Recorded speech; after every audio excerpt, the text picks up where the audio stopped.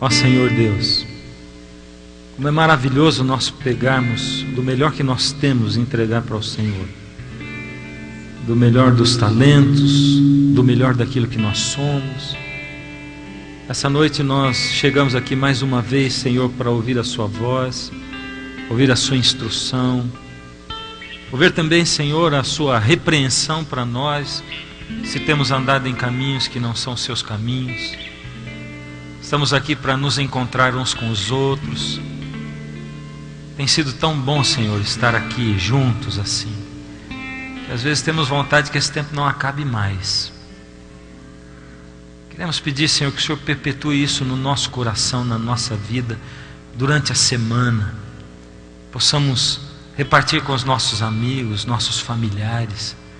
E nesse momento, Senhor, coloco diante do Senhor o meu coração, a minha alma. Que o Senhor purifique os meus lábios, minha mente, meu coração, para transmitir diretamente a sua palavra para essas pessoas que aqui chegaram. Em nome de Jesus, amém. Que bom que você veio aqui de novo. Esse aqui é o melhor lugar do mundo. E o porquê você já sabe. Por quê mesmo? Como é que é? Aqui é a casa de Deus. E é impossível a gente ir à casa de Deus sem se encontrar, sem ter um encontro com o dono da casa. E é isso que a gente veio fazer essa noite, ter um encontro com o dono da casa. E se a casa de Deus, o dono da casa é Ele próprio, né?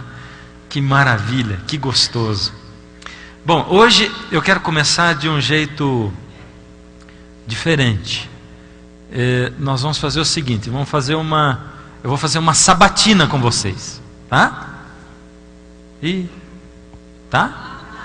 Então tá bom. Vamos ver se vocês estão afiados. Se bem que a minha sabatina é tão fácil porque ela é prova com cola, né? Porque eu vou botando as respostas tudo ali, ó. Eu vou perguntando, mas eu vou demorar um pouquinho para pôr a resposta, tá? E vamos começar fazendo uma pergunta bem interessante.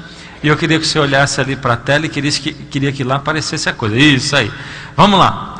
Vamos começar perguntando: Antigo Testamento ou Novo Testamento, qual dos dois é mais eficaz para transmitir para nós a história da salvação da raça humana através do Senhor Jesus Cristo? Ou seja, a história da graça de Jesus. Eu encontro melhor no Antigo ou no Novo Testamento? Quem acha no Novo, levanta a mão. Quem acha no Antigo, levanta a mão. Quem acha nos dois, levanta a mão. Uau, que maravilha. É, isso mesmo. Você está afiado na coisa, nos dois. E eu quero dizer para você o seguinte: nessa noite nós vamos ter assim, vai ser uma das últimas vezes, ou a última vez onde eu vou falar diretamente da história do santuário de Israel, no sentido dele histórico, como a gente está vendo essas noites todas. Vocês me desculpem, mas essa caixa está me incomodando e eu vou ter que tirar daqui. Isso, pronto, agora eu fico mais livre. Senão eu fico aqui, eu até não consigo nem pensar direito, que eu gosto de ficar andando para lá e para cá. Vocês já perceberam, né? Bom, onde eu estava mesmo? Antigo, Novo Testamento, o santuário. Bom, então é a última noite onde eu vou falar diretamente assim sobre esse momento histórico do santuário. Por isso nós vamos fazer essa sabatina. E você veio para cá para assistir uma série que chama O Clamor da Meia-Noite. E de Clamor da Meia-Noite até agora você não falou nada. É ou não é? E você fala: peraí, esse camarada está me enganando. Mas você já viu no seu folder que tem aí uma noite que tem um título assim: afinal, o que é o clamor da meia-noite? Não é? Então ali pelo menos você já sabe, brigadão, ali pelo menos você já sabe que nós vamos enfocar diretamente. E você vai ver, como eu tenho dito, Bíblia, conhecimento bíblico, é que nem conhecimento de ciência, de matemática. Ninguém aprende a dividir como a primeira conta, né, quando chega para aprender matemática. Primeiro tem que aprender a somar, multiplicar, tem que aprender um monte de coisa para chegar a aprender a dividir, não é verdade? E aqui também é a mesma coisa. Para a gente chegar no clamor da meia-noite, e você vai ver que de hoje para o próximo programa. Domingo que vem a gente vai dar um salto gigantesco e de repente tudo aquilo que a gente tem estudado vai virar do avesso, e a sua cabeça e a sua alma vai virar do avesso, e você vai começar a ver um outro significado dentro de tudo que a gente já estudou até agora, porque a Bíblia é assim, ela é fantástica, maravilhosa, e conforme a gente vai mergulhando no conhecimento dela, Deus vai inundando a mente, o coração, a alma, e a gente vai transbordando assim de alegria, de júbilo, e ela deixa a gente eletrizado. É um negócio maravilhoso. Então, continuando aqui nas nossas perguntas e respostas. Por que Jesus teve que morrer? Por que Jesus teve que morrer? Para nos salvar. E essa é uma pergunta que eu fazia desde quando eu era menino, né? Mas eu via as pessoas falando de Jesus na igreja, e alguns pregadores falando da cruz e chorando, se emocionando, e eu ficava pensando, mas eu não pedi para ninguém morrer no meu lugar. E por que morrer no meu lugar? Por que eu tinha que morrer? Né? Jesus morreu para quê?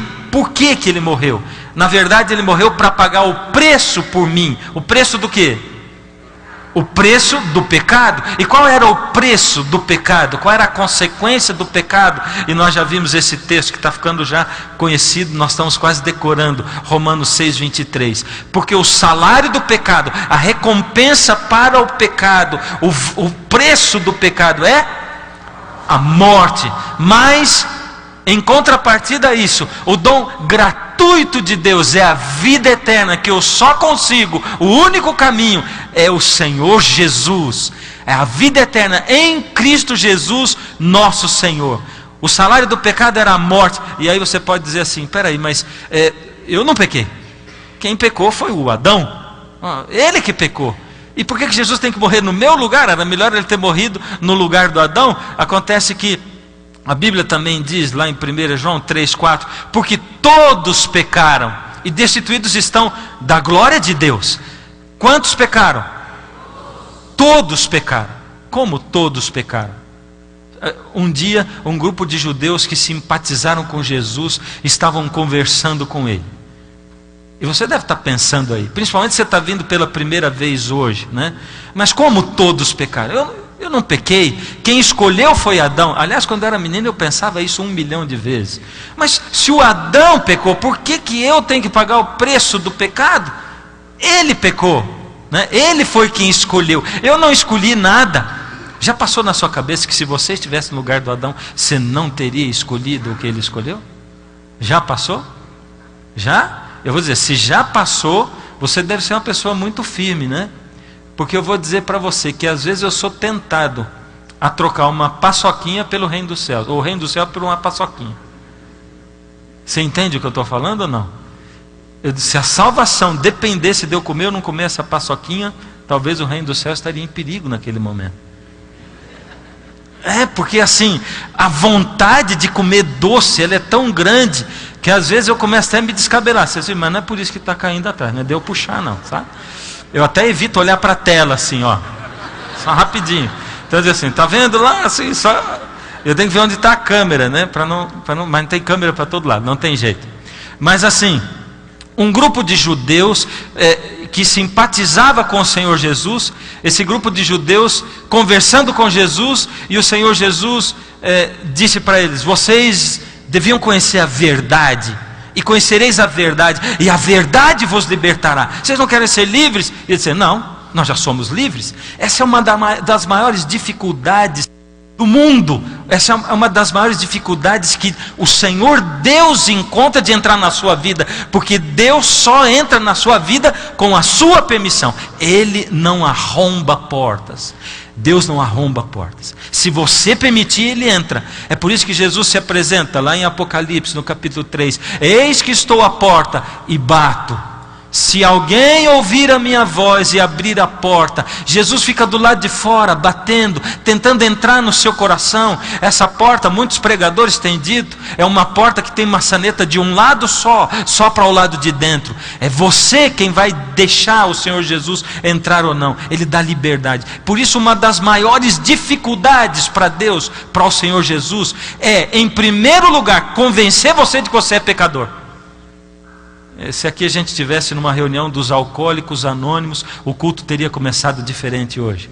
Eu estaria aqui no meio e eu diria: boa noite, meu nome é Fernando, eu sou um alcoólatra e não bebo há 10 anos. É interessante isso. Eu sou um alcoólatra e não bebo há 10 anos? Ué, mas se você não bebe há 10 anos, você não é alcoólatra? Ou é? O alcoólatra sabe que ele é alcoólatra. E no momento que ele achar que ele não é, ele vai beber. Ele vai parar de vigiar. Enquanto o alcoólatra que deixou de beber, ele sabe que ele é alcoólatra, o pecador acha que não é pecador. O primeiro grande passo para a recuperação de um alcoólatra é convencê-lo de que ele é alcoólatra. Porque ele fala isso agora que ele está recuperado ou se recuperando, mas no início ele dizia que não. Eu posso parar a hora que eu quero. E eu sei que essa é a situação de muitos, não é? Muitos que entram no mundo das drogas, não é? E quando a gente vai conversar com alguém, como eu já fui algumas vezes, a última vez um garoto de 19 anos que tinha tido uma overdose, e ele disse: pastor, eu comecei fumando maconha porque me disseram que não viciava, e depois quando eu fumava maconha, alguém me diz assim: se a gente cheirar cocaína só uma vez ou 2 por mês, não vicia. E o que aconteceu comigo foi que eu comprei ultimamente, já faz algum tempo que eu sou usuário, eu comprei maconha para 1 mês e cheirei tudo num dia só. E por isso é que ele teve essa overdose, quase morreu, parada cardíaca, foi parar no hospital. É porque ele acha que pode parar a qualquer momento. O alcoólatra acha que ele pode parar a qualquer momento. O fumante, ele acha que pode parar a qualquer momento, até o momento que ele tenta parar. E aí ele não consegue. E ele começa a ficar desesperado. O pecador acha que não é pecador, que ele está vivendo a vida normal, que está tudo bem, que está tudo certo, que está tudo legal. E Jesus disse para aquele grupo de judeus, ele diz assim: todo aquele que pratica o pecado é escravo do pecado. Em 1 João 3,4, todo aquele que pratica o pecado também transgride a lei, porque pecado é transgressão da lei. São os dois lados do pecado. Pecado é transgressão da lei. Mentiu, pecou. Não respeitou pai e mãe, pecou. Fofocou, pecou. Você é pecador ou não é? Com a fofoca eu derrubei todo mundo, tenho certeza.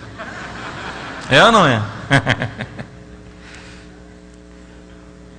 Ato pecaminoso, transgredir a lei.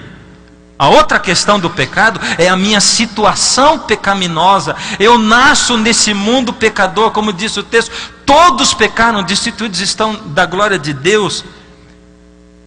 Eu nasço pecador. Uma criancinha, um bebezinho nasce pecador, sim ou não? Sim? Mas não é inocente? Mas é um pecadorzinho. Vou te falar. Pega 2 criancinhas de 1 ano, mal eles estão sentando, põe um de frente para o outro assim, no chão. Põe um brinquedinho só no meio, um só. E se possível, põe a mãozinha dos 2 junto no brinquedo, para eles segurarem. E aí você vai ver o que vai acontecer. Eles vão lutar, eles vão brigar. E quando o brinquedinho sair na mão de um só, os 2 vão chorar. Quem ficou com o brinquedo, quem ficou sem. Porque eles vão estar numa adrenalina tão grande, e eles vão chorar, porque eles brigaram por alguma coisa, não é? Nós somos assim, nós gostamos do que não presta. A gente gosta do que não presta em tudo. Você gosta do que é bom ou do que não presta? Quem gosta do que é bom, levanta a mão. Agora você até ficou em dúvida para levantar, né? Quem gosta de sorvete, levanta a mão. Maravilha. Sorvete faz bem para a saúde? Não? Ué, então você não gosta que é bom coisa nenhuma, né?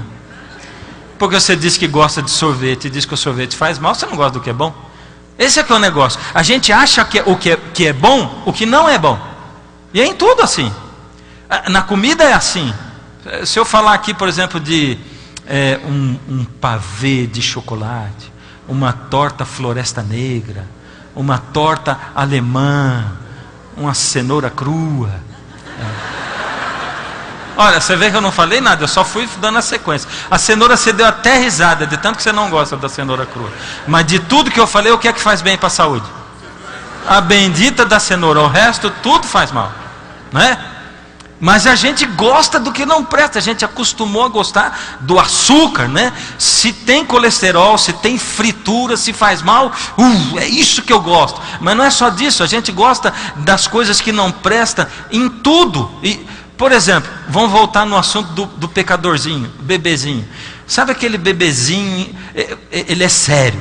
Você já tentou de todo tipo de brincadeira para convencer ele a dar risada, mas ele não dá risada de jeito nenhum. Né? Você já usou todos, eu vou te ensinar um jeito de fazer, ele vai rir. Sem dúvida, tiro e queda. Então, ele está no colinho do papai, você chega pertinho dele, pega o bracinho dele é molinho, você chacoalha assim, a mão vai fazer assim, você dá com a mãozinha dele na sua testa, faz pá, e finge que cai. A primeira coisa que ele vai fazer é assim. Você pega de novo, pega o bracinho de novo, chacoalha, dessa vez vai estar mais molinho ainda, ele gostou da história já. Chacoalhou, bate na sua testa de novo, pá, e finge que cai. Dessa vez ele vai dar uma gargalhada, vai rir. Terceira vez você não faz nada, você só para do lado dele, e ele mesmo vai dar-lhe uma topada na testa, pá, para ver você cair. É por isso que a gente gosta de videocassetada, por quê? Porque quanto pior o tombo, e se for uma sequência de tombo assim, a gente perde o fôlego. Você nunca perdeu o fôlego vendo o povo levar tombo na rua? Eu sei de gente aqui dentro que se estiver andando dois na rua e um cair, o outro ao invés de ajudar, senta do lado para dar risada. É verdade. Agora, é porque é engraçado. É engraçado ou não é? É muito engraçado. Mas você nunca parou para perguntar assim, por que eu gosto tanto de rir da desgraça alheia? É interessante. É porque eu gosto de me divertir com aquilo que não presta. Em tudo. Eu gosto de comer o que não presta. Eu me divirto com o que não presta. É por isso que a programação da TV não presta. É uma porcaria. Então, a emissora A diz assim, nosso horário das 7 baixou a audiência. A novela está fraca. O que nós vamos fazer? E alguém diz assim, tem que pôr um monte de porcaria aí. Lixo. E eles põem lixo. Aí a audiência sobe. A emissora B diz assim, a gente que estava ganhando na audiência da emissora A, no horário das 7, um monte de lixo na novela, subiu a audiência, o que nós vamos fazer na nossa novela? E alguém diz, só tem um jeito, vamos pôr um lixão. Eles põem um lixão, e a audiência vai toda para lá, e a outra faz assim, nós não fazemos nem novela, vamos fazer o quê? Vamos fazer um programa cheio de porcaria, de palavrão, um lixãozão, e vai tudo para lá, e às vezes surge um programa assim, numa emissora desconhecida, e a audiência vai toda para lá, porque a gente gosta de se divertir com o que não presta, e quanto mais lixo a gente olha, mais lixo tem dentro da cabeça da gente, dentro do corpo da gente, a gente come mais lixo, a gente se diverte com lixo, o nosso pensamento é lixo, e as nossas atitudes também são lixo, cada vez mais, aí desestrutura a família, desestrutura a sociedade toda. Pecado é transgressão da lei, mas pecado também é a minha condição, a minha natureza. Eu nasço nesse mundo gostando do que não presta, existe uma guerra dentro de mim. Paulo descreve essa guerra quando ele diz assim, miserável homem que eu sou, quem me livrará desse meu corpo que me leva para a morte? Porque o bem que eu quero fazer eu não faço, mas o mal que eu não quero fazer é isso que eu vivo fazendo. Ou essa não é a sua história? Você nunca prometeu que você vai emagrecer no ano que vem? Nunca prometeu que você vai estudar mais no ano que vem? A gente vive prometendo para si mesmo e se decepcionamos conosco mesmos. Eu me animei, mas vamos voltar para a sabatina. Hoje eu vou ser durão com vocês aí. Vamos lá. Desde quando existe a lei? A lei de Deus. Desde quando? Desde quando? Desde a eternidade. Muito bem. Desde sempre. E como é que eu tenho uma base bíblica para isso? João 8,44, Jesus diz assim, para aquele grupo que estava gostando, ele falou assim, vocês vão conhecer a verdade vai libertar vocês, porque quem comete pecado é escravo do pecado. E eles diziam, nós não somos pecadores, vocês são escravos do pecado, comete pecado, é escravo do pecado. E Jesus diz, vós sois do diabo, que é vosso pai, e quereis satisfazer-lhe os desejos. Ele foi homicida desde o princípio. O diabo foi homicida desde o princípio. Desde o princípio, é lá antes, quando não existia nada, na eternidade. Ele foi homicida. Homicida é quem? É quem mata. E se é homicida, ele está enquadrado na quebra de um mandamento, do mandamento que diz: não matarás. Desde o princípio. Se desde o princípio ele era homicida, é porque tinha uma lei para julgá-lo e torná-lo homicida, declará-lo homicida, e jamais se firmou na verdade, porque nele não há verdade. Quando ele profere mentira, fala do que lhe é próprio, porque ele é mentiroso e pai da mentira. Opa, mentira, esse é um outro mandamento. É o mandamento que diz o quê? Não dirás falso testemunho contra o teu próximo. Não dirás falso testemunho. Ou seja, ali está dizendo, Jesus está dizendo que Satanás, no princípio, na eternidade, ele já quebrava o 6º mandamento e também o 9º mandamento. Uau. Agora eu tenho uma pergunta para fazer, vocês não vão saber responder essa. Onde nós tomamos conhecimento de como o pecado entrou nesse mundo aqui? Onde? Sim. Mas onde que eu vou saber a história do Éden? Na Bíblia, mas dentro da Bíblia, que tem 66 livros, onde exatamente? Aí, pronto, nós chegamos lá, fomos tateando, né? Aonde que foi então? No Gênesis, através do relato do Gênesis. Uau, só no Gênesis, presta atenção nisso.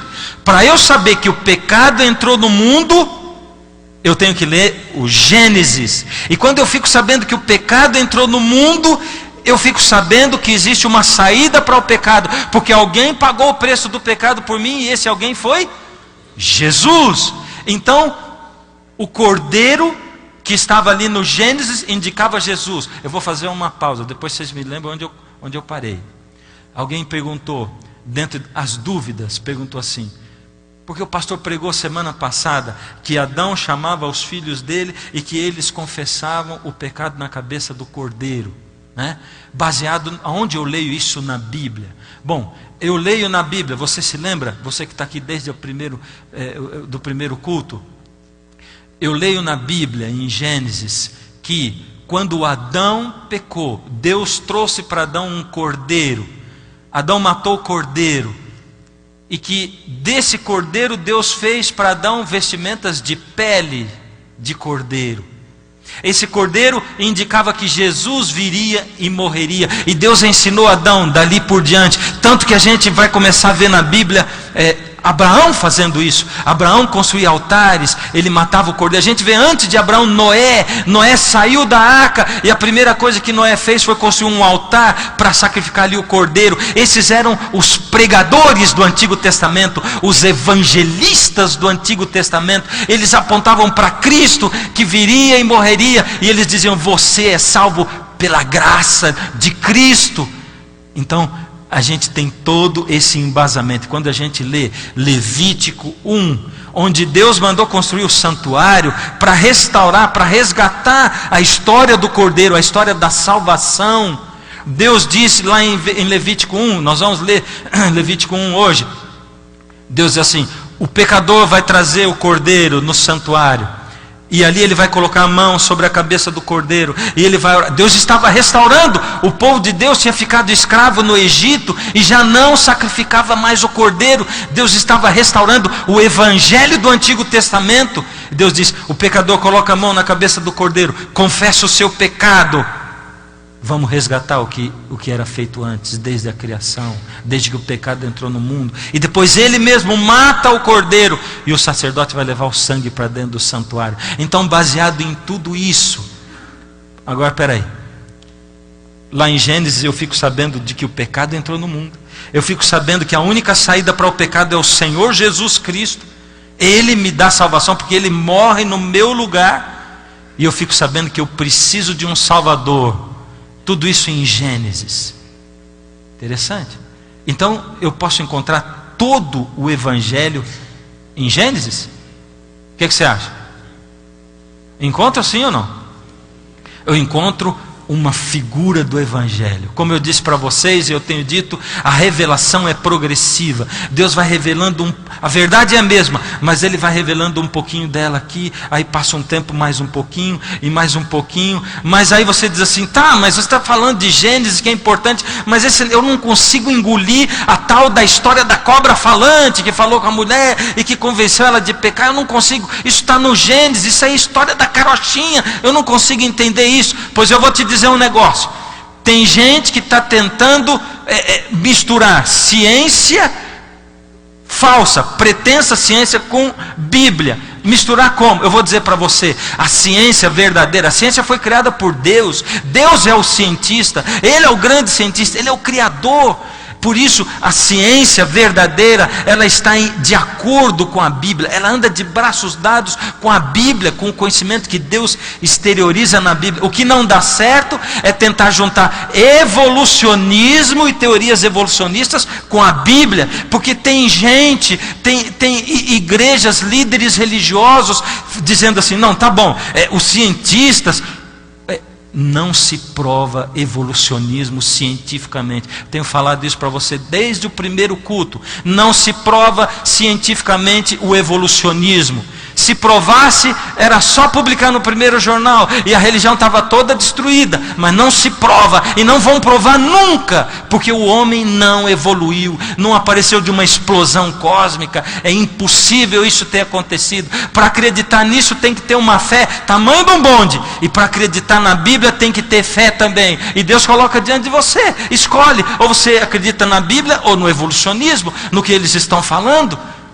Agora, para acreditar na Bíblia, não dá para pegar o que alguns estão fazendo, dizer assim, não, peraí, vamos pegar o que é o evolucionismo. Não, tem coisa na Bíblia que é verdadeira, que é literal, mas tem coisa que não é. A gente fica só com o que é, e o que não é a gente joga fora. Quem é digno de dizer para você o que é e o que não é?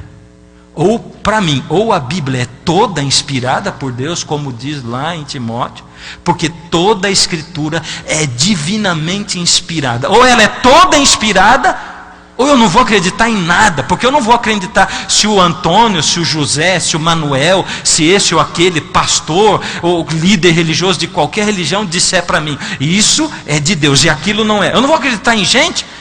Ou eu acredito num Deus que escreveu um livro no qual eu posso acreditar, porque Ele escreveu esse livro e manteve o livro até hoje. Ou eu não vou acreditar em Deus, porque se Ele não pôde manter o livro intacto até hoje, Ele não é digno da minha confiança também. Eu tenho que acreditar no pacote todo. Eu vou dizer para você, sem a história da cobra falante, nós não temos o pecado. Porque foi Satanás que usou a serpente para enganar Adão e para fazer ele decidir contra Deus. Então, sem essa história que as pessoas andam dizendo, que é a história da carochinha, não existe pecado também. E se não existe pecado, eu não preciso de um Salvador. E se eu não preciso de um Salvador, eu também não preciso de Cristo. Agora eu quero te fazer uma pergunta. Sabe qual é o livro da Bíblia que o evolucionismo mais ataca? Qual é? É Gênesis. É por isso que eles dizem que é a história da carochinha. É por isso que eles dizem que a história da cobra falante não dá para engolir. Porque na hora que destruir Gênesis, destrói toda a Bíblia.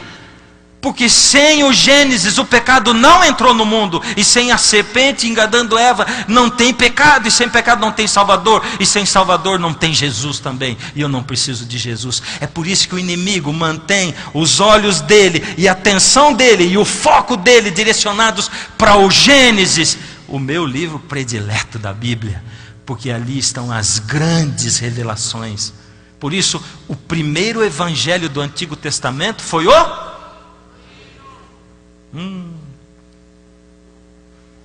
Agora até esqueci o que eu ia falar depois. E estava lá escrito, hein? Vamos perguntar. O segundo, vamos pensar o seguinte. Só que o Cordeiro, ele foi uma revelação parcial da salvação, um pedacinho só. Lembra o que eu acabei de falar? A revelação é progressiva, né? Vocês estão maravilhosos. O segundo evangelho do Antigo Testamento foi o que mesmo? Gente, vocês sabem tudo. O segundo evangelho do Antigo Testamento foi o santuário. Por quê? Deus pegou a história do Cordeiro que viria para morrer, Jesus, o Cordeiro de Deus que tira o pecado do mundo, e Ele ampliou. Deus ampliou a história, e com a chegada do santuário, o povo que viveu aqui entendeu a história da salvação completamente. Aí o pecador chegava no santuário para fazer o seu sacrifício diário. Presta atenção agora. Quando você, que vive hoje nessa época, mas vamos fazer de conta que você viveu na época do deserto e do povo de Israel, acabando de sair do Egito e peregrinando pelo deserto, foi ali que Deus deu o santuário para Moisés e disse: faz o santuário para mim. Se você tivesse pecado, você traria o seu cordeirinho até o santuário e teria um encontro com o sacerdote. O sacerdote que vestia essa roupa aqui, ela foi feita muito parecida com a roupa do sacerdote. E havia muitos sacerdotes naquela época que trabalhavam no santuário. Você traria o sacerdote ia instruir você e ia dizer assim: você agora confessa os seus pecados na cabeça do cordeiro. Colocava a mão, transferia para a cabeça do cordeiro os pecados. Você mesmo era instruído por ele a matar o cordeiro, e o sacerdote aparava o sangue com uma vasilha. Ele pegava aquela vasilha com sangue e levava para dentro do santuário. Nosso sacerdote estava lutando para não dar risada, vocês perceberam?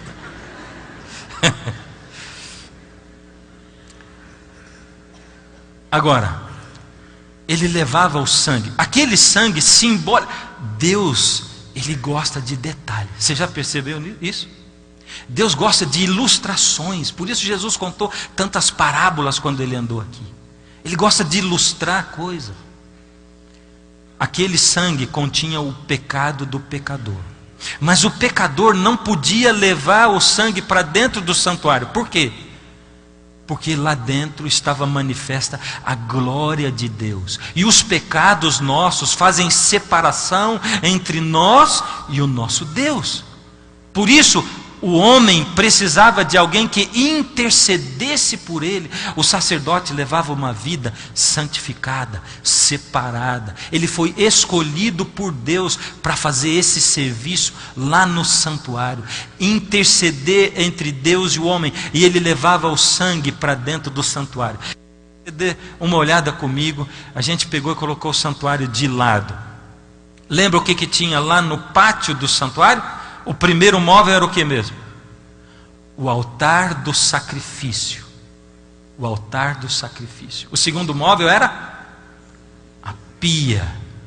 Então, o que sobrava do animal era colocado no altar, era queimado. O sacerdote pegava o sangue contendo o pecado, passava pela pia, se purificava, e ele entrava lá dentro do santuário. Ele entrava no lugar santo. Lembra? O que nós estamos vendo aqui é uma coisa chamada sacrifício diário, porque isso acontecia todo dia, porque todo dia tinha alguém do povo de Israel que tinha pecado e que trazia o seu sacrifício, e o sacerdote fazia esse trabalho de interceder. O sacerdote tinha levado para dentro o sangue contendo o pecado do povo, do pecador. Enquanto isso, o pecador ficava do lado de fora orando. E quando ele chegava ali no lugar santo, tinha 3 móveis lá. Um móvel era a mesa com os pães da proposição. Eram 12 pães. Você lembra que nós estudamos aqui? Do outro lado tinha o quê? Um castiçal com 7 lâmpadas. E ali na frente, entre o véu, na frente do véu que separa o lugar santíssimo do lugar santo, tinha um altar de incenso. Lembra disso? E lembra o que tudo isso significa? O cordeiro significa, ele representa quem? Jesus. E aquela água que estava na pia representa quem? Jesus, a água da vida. E quando entra lá no lugar santo, aqueles pães representam quem? Jesus, o pão da vida. Ele diz: eu sou o pão da vida. E aquele castiçal com 7 lâmpadas significa o quê? Jesus que diz: eu sou a luz do mundo. E aquele altar de incenso com a fumaça subindo, ele apontava para quem? Para Jesus, que intercede por aqueles que oram, porque o incenso subindo representava a oração do pecador do lado de fora. Tudo aponta para Jesus, mas Jesus era o cordeiro também. E o sacerdote representava quem? Jesus de novo. É só Jesus, de fora a fora. Jesus estava presente em todo o santuário. Por isso a gente não pode dizer que o homem é salvo no Novo Testamento pela graça e no Antigo Testamento pela lei. Nunca o homem foi salvo pela lei, nunca. Mas nem no Antigo e nem no Novo Testamento, em lugar nenhum. Nós somos salvos pela graça de Cristo. O santuário todo, a Bíblia toda exala Jesus. Jesus é o centro da Bíblia. Ele está no centro da Bíblia. E Deus apontava Jesus através do serviço diário do santuário. Só que quando o sacerdote chegava ali no lugar santo, no sacrifício diário, ele pegava um pouco daquele sangue e ele chegava no véu que separava o santo do santíssimo, e ele aspergia, ele borrifava aquele sangue no véu. Presta atenção, todo dia ele ia e borrifava o sangue carregado de pecados no véu que separava o lugar santo do santíssimo. Todo dia ele borrifava. E aquele véu que separava o lugar santo do santíssimo, carregado de quê? Cheio de pecados. Por isso, durante o ano, o santuário ia se enchendo de pecados. O ano inteiro. O pecado saía do pecador e passava para o santuário. E ele ia ficando carregado de pecados. Agora veja. Esse era o sacrifício diário. E no sacrifício diário, o pecado ficava registrado. Esse sangue era acumulado no santuário durante um ano. Um ano inteiro. E quando chegava no fim do ano, num dia estabelecido por Deus, acontecia uma coisa diferente, uma cerimônia. Durante todo aquele ano, a culpa do pecador tinha sido transferida para o santuário. Deus tinha aceito um substituto para o pecador, porque quem tinha que morrer era o pecador, mas Deus aceitou o substituto, e agora uma vez por ano tinha o dia da purificação do santuário. Era o dia do perdão, o dia da purificação do santuário. Esse dia era um dia diferente. Não era um dia de faxina, porque alguém pode pensar, a purificação do santuário era como? O sacerdote ia lá com um balde, um esfregão, uma escovinha, tirava o véu para lavar. Não era assim. Não era uma faxina de limpeza. O dia da purificação do santuário era o dia em que Deus ia tirar os pecados do povo que estavam acumulados no santuário. Você está entendendo o que eu estou falando? Presta atenção. É muita informação? É nada, você é inteligente, você sabe tudo, tirou 10 na sabatina que eu acabei de fazer. Como é que funcionava? Olha o que diz a Bíblia. Uma vez ao ano Arão fará expiação sobre os chifres do altar, porque no altar tinha nas pontas, em cada ponta um chifre, né?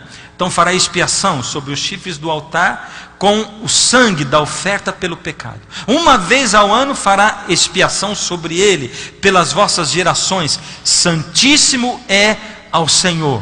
Uma vez por ano, quem deveria fazer essa purificação era Arão. Arão era o quê? Arão não era sacerdote.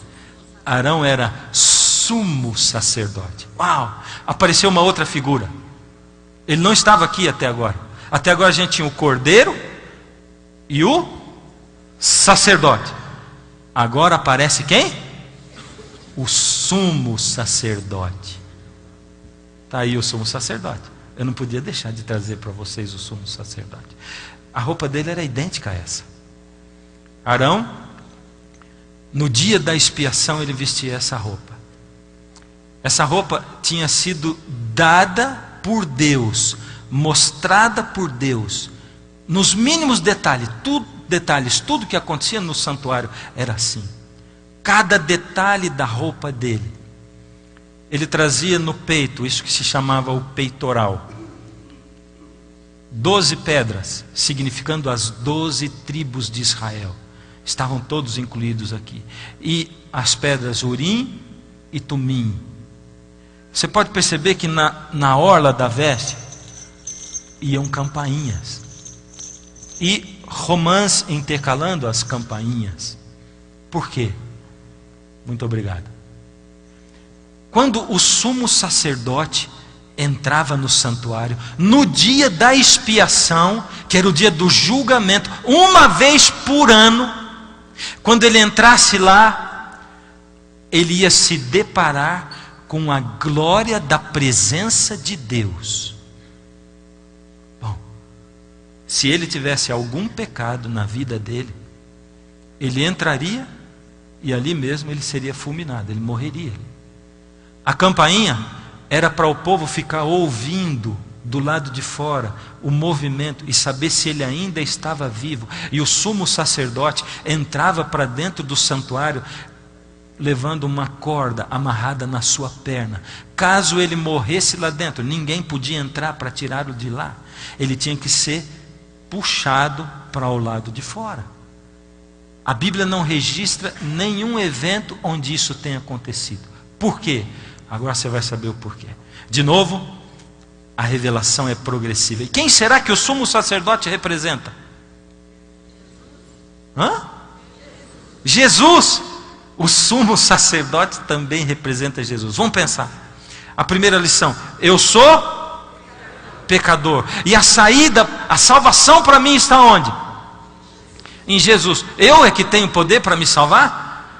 Enquanto os livros de autoajuda vivem dizendo para você: olhe para você mesmo, conhece-te a ti mesmo, olha para você, vê a força que tem em você, existe um Deus dentro de você. Não, enquanto isso a Bíblia diz: olha para fora de você, a salvação está fora de você, no Cordeiro de Deus que tira o pecado do mundo. A saída, a salvação para você não está dentro de você. A salvação não custa nada, ela é de graça também. Em qualquer outra religião você vai encontrar gente querendo pagar o preço do pecado, gente querendo fazer promessa, gente querendo fazer caridade, gente querendo fazer por merecer. E Deus diz assim: a salvação é de graça, você confia em mim, eu sou o bom pastor, eu dou a vida pelas minhas ovelhas, eu cuido de você. No dia do julgamento era dia de entrar dentro do lugar santíssimo. Você quer conhecer como é que era o lugar santíssimo?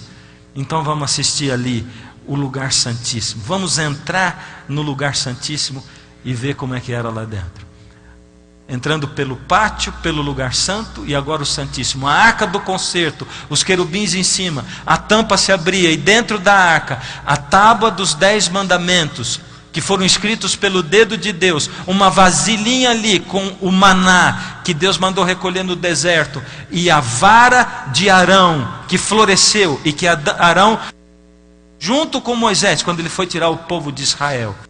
Percebeu o que tinha lá dentro? Quando Deus falou com Moisés sobre o monte, Deus deu um monte de leis, inclusive as leis de ordenança que eram para o funcionamento do santuário. E Deus deu também a lei dos 10 mandamentos. Eram 2 tipos de lei diferentes, mas Deus deu outras leis também. Deus deu lei para o povo dirigir o país, eram leis civis. Mas Deus fez uma diferenciação entre essas leis. Deus pediu para colocar a lei dos 10 mandamentos dentro da arca. Ela estava dentro da arca, no lugar mais santo, o lugar santíssimo. A tábua dos 10 mandamentos estava lá. Em cima da arca tinha uma tampa com os querubins, você lembra? Ela é chamada na Bíblia de propiciatório. E Deus se manifestava através de uma luz que se chamava Shekinah. Não tinha arandela, não tinha castiçal, não tinha combustível para queimar. Mas para você ter uma ideia, está ali a arca do concerto, os 2 querubins, e Deus diz: eu vou me manifestar entre os querubins, sobre a tampa da arca. A luz que vai aparecer ali é a luz física da minha presença. Ou seja, Deus diz assim: eu vou me manifestar ali no santuário, no lugar santíssimo, e o sacerdote, ao chegar ali, ele vai deparar com uma luz, que é a luz da minha presença. Por isso é que o altar de incenso ficava no véu que separava o lugar santo do santíssimo, porque aquela fumaça subia, passava por cima do véu que separava os dois, e aquela fumaça enchia o lugar santo e o santíssimo também, e aquela fumaça servia para ocultar, para amenizar a luz da presença de Deus do sumo sacerdote, para que ele não tivesse a sua visão ofuscada. Era tremenda a presença do Senhor. A arca do concerto é chamada na Bíblia de o trono de Deus. Salmo 99 diz assim, verso 1: reina o Senhor, tremam os povos, ele está entronizado acima dos querubins, abale-se a terra. Aí você pode dizer: mas como é que você sabe que esse texto está falando dos querubins da arca? Porque os querubins são anjos, né? Mas eu quero convidar você para abrir a sua Bíblia. Você sabe que eu não coloco todos os textos ali, que é para a gente poder ter um contato aqui com a palavra de Deus. Chegou a hora da gente abrir a Bíblia em 2 Samuel capítulo 6, verso 2. Abre a sua Bíblia, 2 Samuel 6, 2. Está mais ou menos ali no começo da sua Bíblia, né? 2 Samuel, capítulo 6, verso 2. Eu estou dando um tempinho para você achar, para que a gente possa ler junto. Olha só como é que reina o Senhor sobre a terra, o seu trono está acima dos querubins. Olha por que a arca é chamada o trono de Deus. Aqui confirma que ele está falando dos querubins da arca. Verso 2: dispôs-se, e com todo o povo que tinha consigo, partiu para Baalá de Judá, para levarem de lá para cima a arca de Deus, sobre a qual se invoca o nome do Senhor dos exércitos, que se assenta acima dos querubins. Deus se assenta acima dos querubins. E o outro texto diz assim, que ali está o trono de Deus, que se assenta acima dos querubins. A arca é chamada de o trono de Deus. Ou seja, ali no santuário havia a presença de Deus viva de duas maneiras. Quer ver a presença de Deus viva de duas maneiras? A primeira maneira era pela Shekinah, a luz da presença de Deus, a presença física de Deus. Deus estava no santuário, se manifestando ao homem. E a segunda maneira pela qual Deus se manifestava era através da sua lei, porque a lei é a expressão do caráter de Deus. Quer saber como é que é Deus? Olha para a lei. Deus não mente, Deus não rouba, Deus não engana, Deus honra as pessoas. O Senhor Deus é perfeito. A lei é a expressão do caráter de Deus. Deus não mata, Deus não assassina. E alguém pode dizer: mas eu não sou assassino também. Tem gente matando sem saber que está matando, né? Como eu tenho encontrado gente que mata sem saber que está matando e não percebe, tão cego, distraído com as coisas desse mundo. Mata, mas não sabe que está matando. Se você descobrisse de repente, hoje, que você tem uma doença fulminante, e o médico chegasse para você, um médico daqueles com os quais a gente sonha. Às vezes eu fico pensando, será que os médicos sabem o que os pacientes sonham a respeito do médico? Eles gostariam de um médico gentil, atencioso. Eles gostariam de um médico que dissesse a verdade, mas com carinho, não como às vezes eles dizem hoje, né? Aquele negócio: não tem jeito, o senhor tem câncer mesmo e vai morrer daqui 3 meses, né? Então, mas vem um médico e diz assim: olha, puxa, ele faz todo, é carinhoso, e diz assim: olha, a sua doença é assim, e está marcado assim, sabe, pelo que eu vejo aí, está marcado no seu exame, o senhor vai morrer daqui uns 3 meses no máximo. Mas eu queria dizer para o senhor que eu pensei muito no seu caso. Eu não queria que o senhor morresse assim.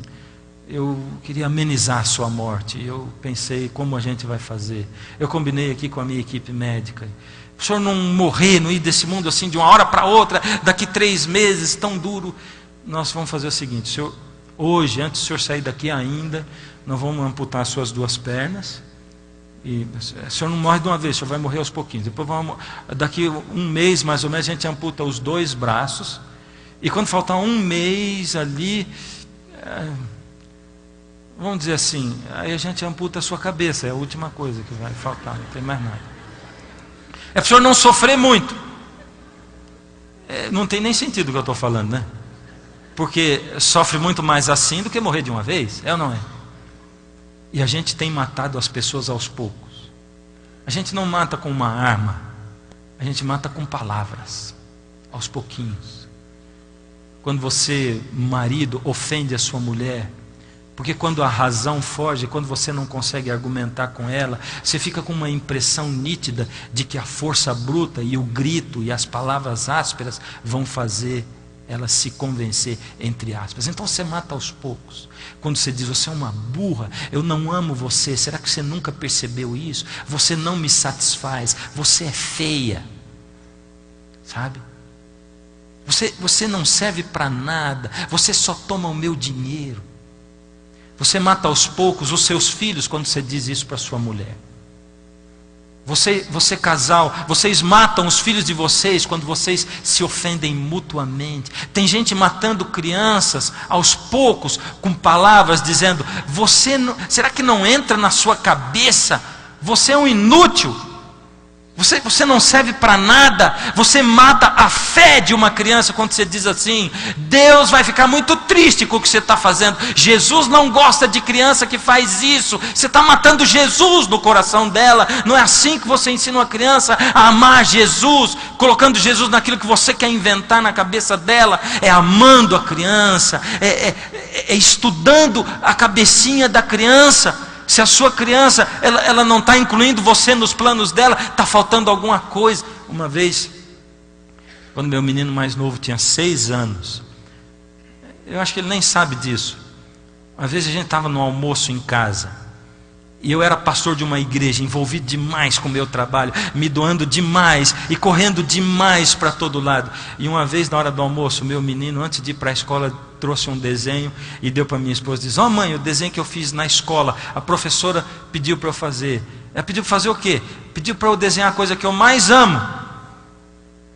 E quem que está aqui? Porque criança, quando faz um desenho, muitas vezes você tem que perguntar, o que você desenhou? Aqui está o Lucas, irmão dele, o Gabriel, o outro irmão dele, e está você. E aqui está a Pink, que era a cadelinha. Mas eu não estava lá. Eu tive que sair dali para ir chorar. Quando eu ouvi ele dizer que ele desenhou as coisas que ele mais ama e que eu não estava no desenho dele. E eu tive que tomar uma atitude na minha vida. Eu tive que dar mais tempo para o meu filho. E eu deixava os outros 2 de lado, muitas vezes assim, vem aqui, vamos brincar. Brincar de quê? Vamos brincar de boneco. Eu odeio brincar de boneco. Sabe o que é pegar 2 coisinhas assim, amigo, tudo bem, amigo? Vamos, amigo. Mas eu tinha que brincar de boneco, porque é a coisa que ele mais gostava de brincar. Eu tinha que falar de amigo com ele. E passou um pouquinho de tempo, e ele corria para o meu colo, brincava comigo, e a gente se tornou amigo. Não mata Deus no coração do seu filho. Interpreta as atitudes dele. Se ele está sendo muito agressivo, está faltando alguma coisa na vida dele. Está faltando atenção, está faltando sentar no chão, está faltando viver com ele. Não adianta mandar ele fazer, vai viver com ele. A lei de Deus é a expressão do caráter de Deus. Agora veja, quando um sacerdote, uma vez por ano, no dia da expiação, o dia do juízo, ele tinha que entrar dentro do lugar santíssimo, para poder se encontrar com Deus uma vez por ano. Esse sumo sacerdote fazia uma preparação rígida da vida dele. Sabe o que ele fazia? Ele fazia uma purificação total da vida dele. Mas não era só com ele, era com ele e com o povo. O povo se preparava, porque se tivesse algum pecado não confessado no meio do povo de Israel, Deus iria acusar nas pedras Urim e Tumim, e o sacerdote ia ter que voltar, o povo ia ter que confessar o pecado. Ali estavam as 12 tribos, porque Deus ia indicar em qual tribo estava o pecado. Deus leva a sério esse negócio de confessar o pecado. Deus leva a sério esse negócio de você saber que é pecador, se convencer, dizer, Deus, eu sou pecador, pecador, eu sou um miserável, porque eu sou do pior tipo de pecador, eu gosto do pecado, eu me divirto com o pecado, e muitas vezes, Deus, eu troco a vida eterna por um site na internet, muitas vezes eu troco a vida eterna por uma cama que não é a cama da minha esposa, eu troco, Senhor, por algumas figuras pornográficas, eu troco a salvação por essas coisas sujas, imundas, Deus, eu troco por coisas que eu enfio na minha cabeça e que eu sei que não prestam, eu troco por um site de bate-papo, eu estou correspondendo com um homem que não é o meu marido, eu estou alimentando pensamentos na minha cabeça, Deus, eu troco, eu sou do pior tipo de pecador porque eu gosto do pecado. Deus leva a sério a confissão do pecado e o abandono do pecado, porque com Deus não existe esse negócio de eu fui batizado, fui salvo por Jesus, uma vez salvo, salvo para sempre. Não existe isso com Jesus. A gente tem que renovar o conserto, porque você não vai dizer assim para sua mulher: bom, você não espera que eu seja fiel para você a vida inteira, não é? A gente se casou, tudo bem, eu te amo, você me ama, mas aí cada um tem suas aventuras particulares. Não é assim que a gente faz no casamento. Um espera que o outro seja fiel. Deus espera que você também seja fiel por toda a vida, por todo sempre. Ele leva a sério esse negócio de purificar a vida. Por isso o povo se purificava. Só que o sacerdote, o sumo sacerdote, saía de casa 10 dias antes do dia da expiação, do dia do julgamento, o dia da purificação, o dia do juízo. 10 dias antes, para purificar, ele purificava tudo.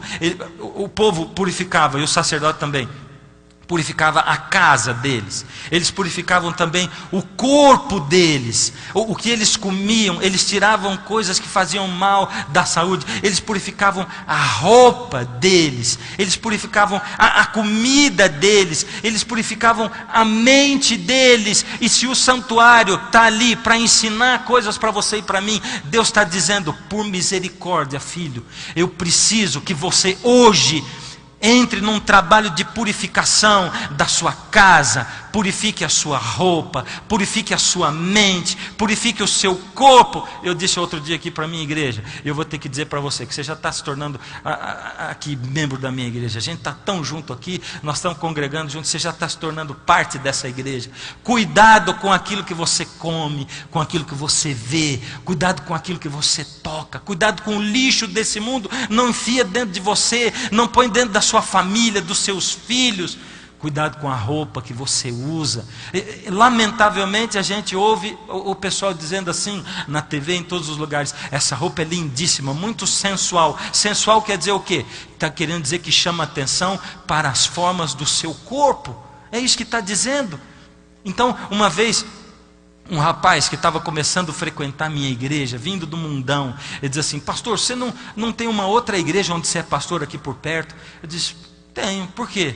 Eu estou precisando de ir congregar em outra igreja. Pois, mas essa igreja tem tanto jovem, você é jovem, a outra igreja não tem tanto jovem. Pastor, eu preciso uma igreja onde o povo se vista melhor. Mas você acha que o povo não se veste bem? Pastor, eu não estou falando se vestir bem de roupa bonita. Eu estou falando, pastor, pastor, você sabe, eu estou vindo do mundão, a minha cabeça é podre, a minha mente é podre. Pastor, eu só vivo na gandaia, e eu estou lutando, eu estou orando, eu estou procurando me santificar, me separar para Deus, pastor. Mas tem aqui dentro dessa igreja umas garotas que elas usam umas roupas que quando eu venho aqui para adorar a Deus, para tentar sair do mundão, eu não consigo olhar para outra coisa a não ser para o corpo delas. Eu preciso de um lugar onde as pessoas se vistam de um jeito que eu consiga olhar Deus e não as pessoas. Você está competindo com Deus na vida das pessoas. Você está entendendo? E aí você: mas então não vou poder usar nada. Você acha que não vai poder usar nada? Por misericórdia. E eu disse, eu vou repetir aqui: cuidado com as ênsias. Entendeu ou não? Transparências, aderências e ausências. Cuidado. Um sapato foi feito para proteger o pé, para você não pisar. Também foi feito para ser última moda, lindíssimo, né? Para as mulheres. Mas para proteger o pé. Se ele for só lindíssimo, última moda, mas ele não tiver sola, e você tiver que pisar no chão, você não vai querer, ou vai querer? Vai ter que tomar muito cuidado para não pisar na sujeira que tem no meio da rua, né? A roupa foi feita para cobrir a nudez. Se ela mostrar, ela perdeu o objetivo também. É um sapato que faz pisar no chão. A roupa é para cobrir, não é para mostrar. As pessoas dizem, o que é bonito tem que ser mostrado. Você vai atrás do que todo mundo pensa. Eu não sou todo mundo. Deus está chamando você para santificação. E a santificação, ela é uma estrada íngreme. Presta atenção. Um dia Deus, pessoal do som, eu vou descer aqui. Um dia Deus pegou você aqui no mundo e na vida do pecado. Lá em cima está a santificação. Lá em cima, no braço daquela cruz, a perfeição espiritual. Jesus pegou você daqui e diz, eu vou levar você para lá. Ele encontrou você perdido no pecado. Ele diz, eu vou levar você para a santificação. E é uma subida, é um subidão. A gente começa...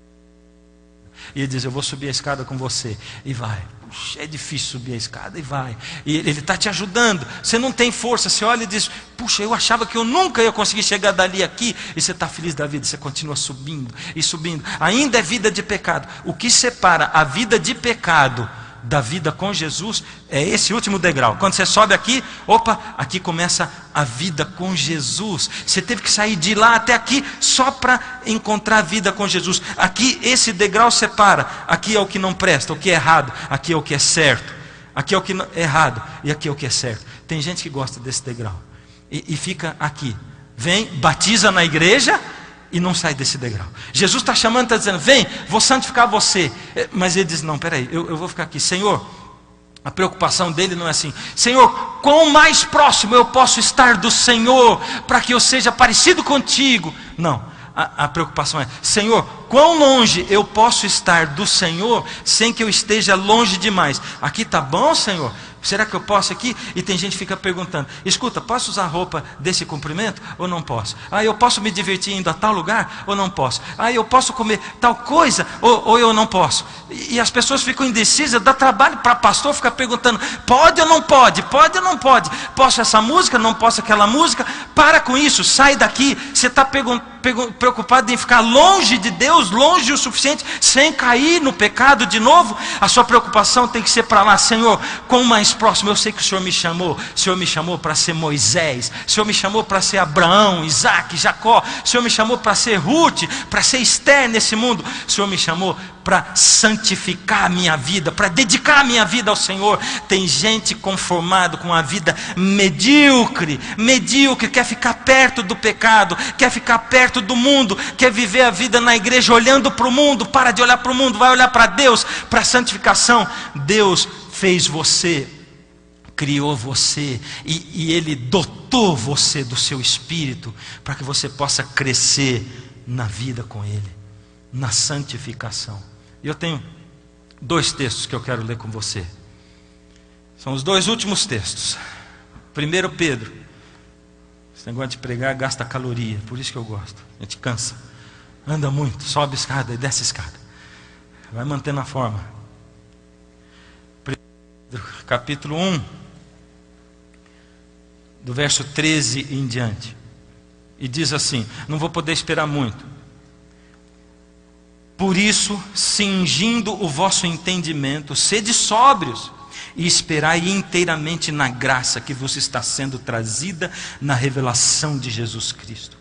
Como filhos da obediência, não vos amoldeis às paixões que tinhais anteriormente na vossa ignorância. Pelo contrário, segundo é santo aquele que vos chamou, tornai-vos santos também vós mesmos em todo o vosso procedimento. Porque está escrito, sede santos, porque eu sou santo. Será que a santificação é um requisito, é um pré-requisito de Deus para que eu possa ser salvo? Vê comigo Hebreus, e esse é o último texto, Hebreus capítulo 12, Hebreus 12, verso 14. Esse verso é tremendo, por isso que eu gosto da palavra de Deus. Olha que coisa tremenda. Segui a paz com todos e a santificação, sem a qual ninguém verá o Senhor. Meu Deus, Deus está dizendo para você, olha para o santuário, para a santificação que acontecia, o preparo que havia era o preparo para o julgamento. Quando o sumo sacerdote entrasse na presença de Deus, Deus estaria julgando os pecados que foram confessados pelo povo. O povo estaria sendo julgado. Então veja só, no nosso santuário, ali no pátio, ali o altar do sacrifício, depois a pia, logo depois lá dentro do lugar santo, a mesa com os pães, o castiçal e depois o altar de incenso. E lá dentro do santuário, a arca do concerto. A primeira parte, o pátio, significa o sacrifício de Jesus. A segunda parte, o lugar santo, significa a intercessão do sacerdote. E a terceira parte significa o juízo. O juízo, Deus está julgando o seu povo no santuário. Jesus e a sua graça estão por todos os lados. E é o que nós podemos ver. Presta atenção nisso agora. Vamos de helicóptero por cima do santuário agora. Vem comigo. Nós estamos de helicóptero. Nós estamos chegando perto do santuário. Eu mandei tirar a tenda de cima do santuário. E nós vamos dar uma olhada como se fosse a planta do santuário, só, de helicóptero. Presta atenção. E daqui de cima a gente consegue ver os móveis do santuário. E eles estavam dispostos em formato de cruz. A cruz de Jesus. Deus não faz nada por acaso, queridos. Deus previu. Deus planejou. Deus aponta para a cruz desde o Antigo Testamento. Sabe o que significa cruz em grego? Ou como é a palavra, a cruz? A palavra cruz na língua grega, ela é stauros. Stauros, cada letra dessa em grego, ela tem um valor numérico. Cada letrinha dessa. Por exemplo, o S, ele equivale a 0. O T equivale a 6. O A, 1. O U, 400. O R, 100. O O, 70. O S, 200. Você somou quanto dá tudo isso?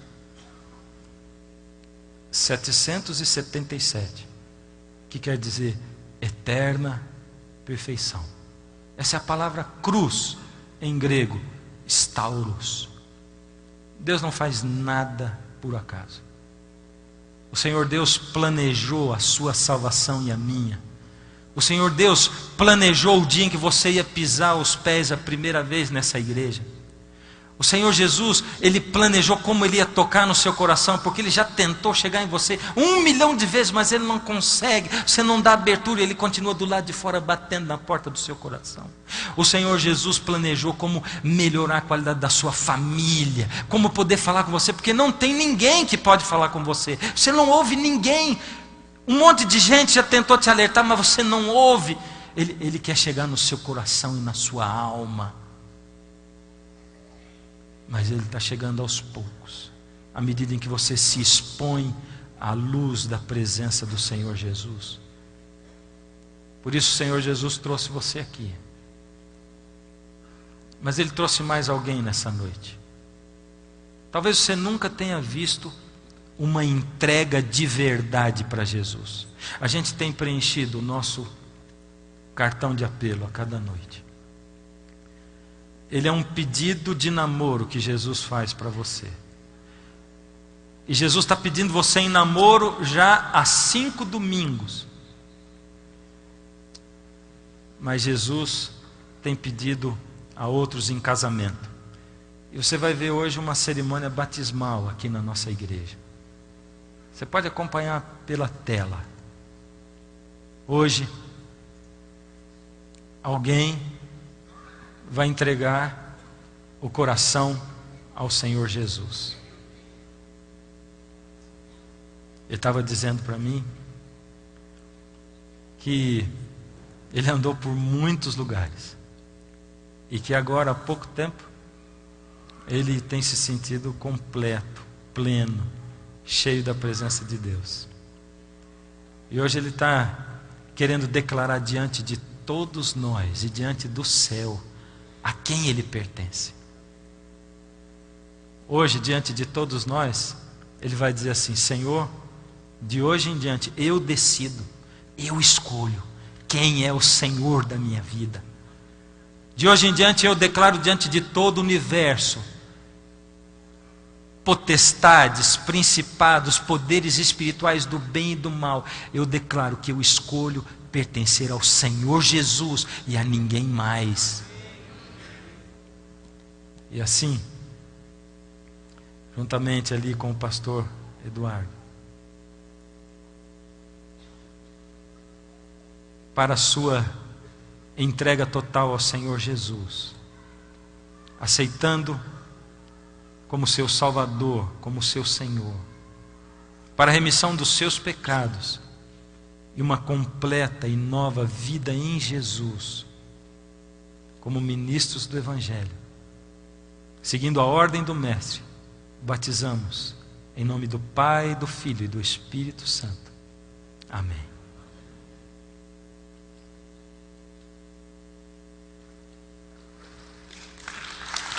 Amém.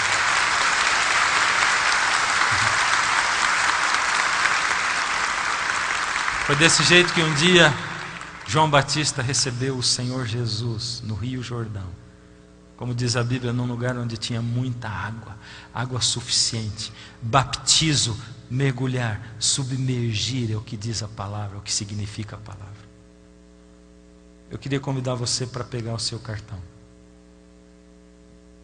Minha decisão. Está dentro do seu envelope? Pega. E aqui está escrito assim: confesso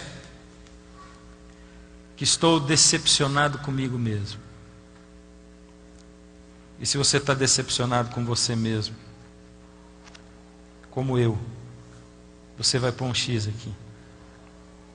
Decido aceitar a Jesus como o meu sumo sacerdote e com seu poder subir a escada da santificação a cada dia, através do poder do Senhor Jesus que intercede por mim no lugar santíssimo do santuário. Aí você vai pôr o seu nome. Eu estou escrevendo aqui, Fernando. E eu vou cantar a última música. Ela é aguda, eu vou tentar cantar na verdade.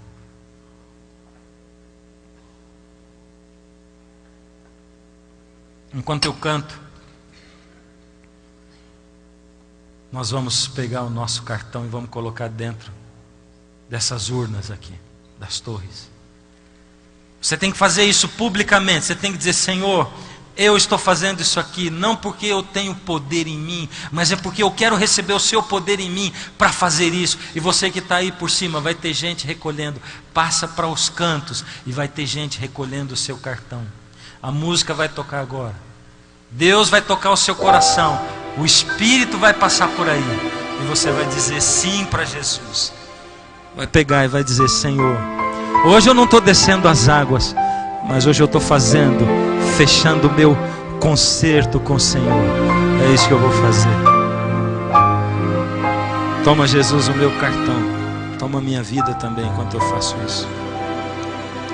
Ninguém tem poder para ser santo. Jesus tem.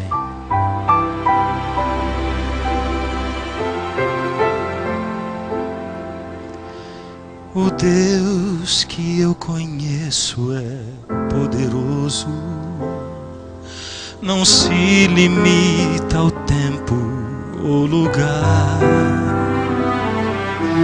Conhece o final desde o princípio, não teve um início, não vai ter um fim.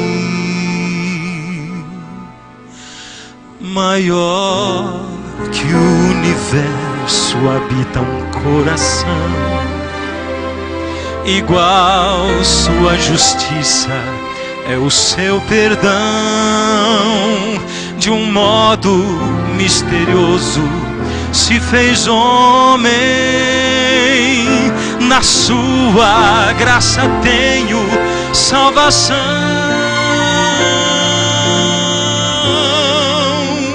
O Deus que eu conheço,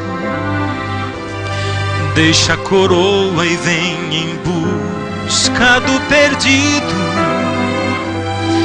Não se intimida ante a dor e o sacrifício. Abre seus braços para salvar a quem quiser.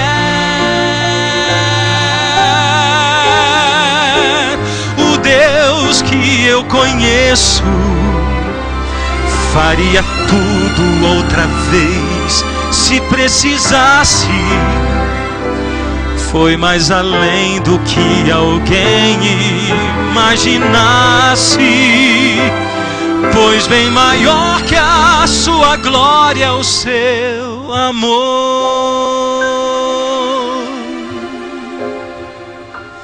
Se Jesus está chamando ainda e você não veio, vem.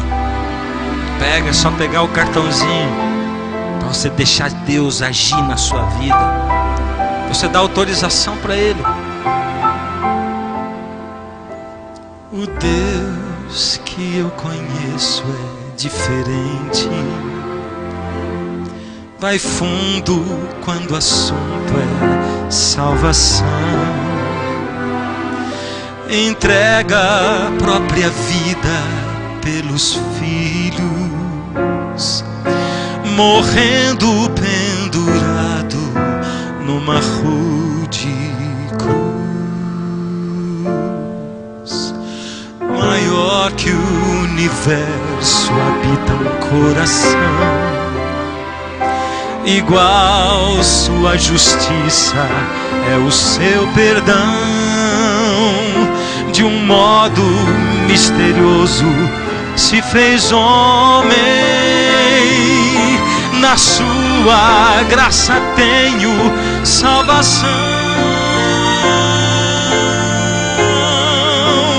O Deus que eu conheço deixa a coroa e vem em busca do perdido. Não se intimida ante a dor e o sacrifício. Abre seus braços para salvar a quem quiser.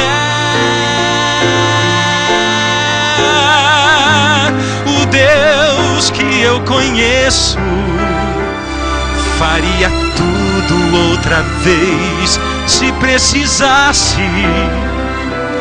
Foi mais além do que alguém imaginasse, pois bem maior que a sua glória é o seu amor.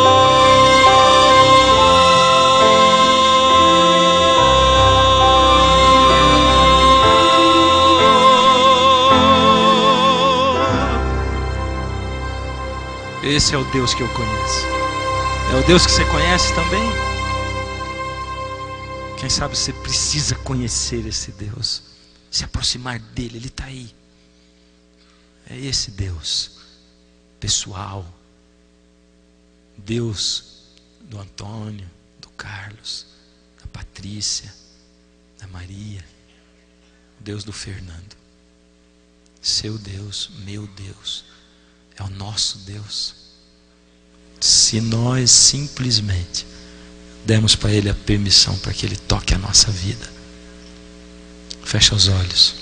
Deus amado, ó Senhor Deus Todo-Poderoso, Deus grandioso, maravilhoso, Criador dos céus e da terra, mantenedor de tudo isso, o projetista do plano da salvação, aquele que escolheu morrer por nós mesmo antes de criar o mundo, o Cordeiro morto desde a fundação do mundo. Ó Senhor, hoje, junto com esta congregação, com essa igreja que aqui está, eu venho falando, Senhor, em nosso nome, no nome deles e no meu nome. Ó Senhor, toma conta e toma posse da minha vida. Toma conta e toma posse dos meus pensamentos, das minhas vontades. Toma conta e toma posse, Senhor, da minha casa, do meu lar. de tudo que é meu, Senhor. Ó Senhor, toma conta da minha vontade para que eu possa querer cada vez mais me aproximar do Senhor. Supre as minhas limitações. Ó Senhor, me batiza com seu Espírito e renova as minhas esperanças e as minhas forças para que eu caminhe na direção da sua cruz e da santificação.